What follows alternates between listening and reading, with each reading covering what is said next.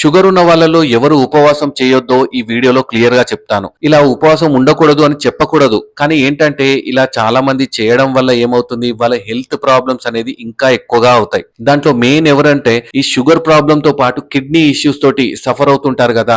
ఈ kidney problem ఉన్న వాళ్ళు ఫాస్టింగ్ చేస్తే మాత్రం ఇంకా కిడ్నీ ఇష్యూస్ అనేది ఇంకా ఎక్కువగా అవుతాయి అన్నమాట. అండ్ అదే కాకుండా ఎవరికైతే రీసెంట్ గా హార్ట్ ప్రాబ్లమ్స్ కానీ, బ్రెయిన్ ప్రాబ్లమ్స్ కానీ, స్ట్రోక్ కానీ ఇలా వచ్చిన వాళ్ళు, లేకపోతే హార్ట్ ప్రాబ్లమ్స్ దీంతో సఫర్ అయ్యే వాళ్ళు కూడా ఈ ఫాస్టింగ్ అనేది అవాయిడ్ చేయాల్సి ఉంటుంది. అండ్ ఇదే కాకుండా షుగర్ ఉన్న వాళ్ళలో కొందరికి మాటికి షుగర్ డౌన్ అవుతుంటుంది కదా, వాళ్ళు కూడా ఫాస్టింగ్ అనేది అవాయిడ్ చేయాలి. అదే కాకుండా షుగర్ చాలా ఎక్కువగా ఉంటుంది కదా, వాళ్ళు కూడా అవాయిడ్ చేయాల్సి ఉంటుంది. ఎందుకంటే ఇలా షుగర్ అప్ అండ్ డౌన్స్ వల్ల కాంప్లికేషన్స్ అనేది ఎక్కువగా డెవలప్ అయ్యే ఛాన్సెస్ ఉంటాయి. అండ్ టైప్ 1 డయాబెటీస్ ఉన్న వాళ్ళు కూడా ఫాస్టింగ్ అనేది అవాయిడ్ చేయాలి. ఎందుకంటే ఇలా సివియర్ డిహైడ్రేషన్ వల్ల డీకేఏ ఇలా డెవలప్ అయ్యే ఛాన్సెస్ ఉంటాయి. సో టైప్ 1 వాళ్ళు కూడా అవాయిడ్ చేయాల్సి ఉంటుంది. అండ్ మిగతా వాళ్ళు ఎవరైతే ఈ షుగర్ టాబ్లెట్ హయ్యర్ డోసెస్ ఎక్కువ డోసులు వాడుతుంటారు కదా, వాళ్ళు కూడా అవాయిడ్ చేస్తేనే మంచిది. అండ్ అదే కాకుండా ఇన్సులిన్ కూడా మల్టిపుల్ డోసెస్ మీద ఉంటారు కదా, 3 పూటలు 4 పూటలు తీసుకునే వాళ్ళు, ఎక్కువ డోస్ తీసుకునే వాళ్ళు కూడా ఈ ఫాస్టింగ్ అనేది అవాయిడ్ చేయాలి. ఇప్పుడు చెప్పిన ఇష్యూస్ ఉన్న వాళ్ళు మాక్సిమం ఈ ఉపవాసాలు అవాయిడ్ చేస్తేనే మంచిది.